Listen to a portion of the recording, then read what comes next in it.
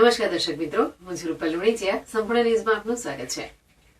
પાલનપુરના Ahmedabad highway પર આવેલ એક ગોડાઉનમાં બિન અધિકૃત ગેસ રિફિલિંગ સેન્ટર ચલાવવામાં આવતું હોવાની બાતમીના આધારે પુરવઠા વિભાગ ટીમે ઓચિંતો દરોડો પાડીને ગેસના રિફિલિંગ સેન્ટર પરથી ગેસ સિલિન્ડરો, એક લોડિંગ રિક્ષા સહિત રૂપિયા 1.50 લાખનો મુદ્દામાલ કબજે કરી ગેસ રિફિલિંગ સેન્ટર ચલાવતા ઈસમ સામે કાર્યવાહી હાથ ધરી હતી.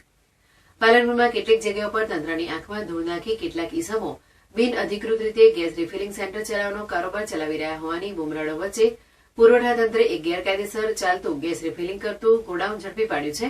જેમાં શહેરના અમદાવાદ હાઈવે પર આવેલ એક ગોડાઉનમાં રાંધણ ગેસમાંથી કોમર્શિયલ ઉપયોગ માટે ગેસ રિફિલિંગ કરવાનો કારોબાર કેટલાક ઈસમો દ્વારા છેલ્લા ઘણા સમયથી ચલાવવામાં આવી રહ્યો હોવાની બાતમીના આધારે પુરવઠા તંત્રની ટીમે શુક્રવારની મોડી સાંજે આ ગેસ રિફિલિંગ સેન્ટર પર ઓચિંતો દરોડો પાડ્યો હતો.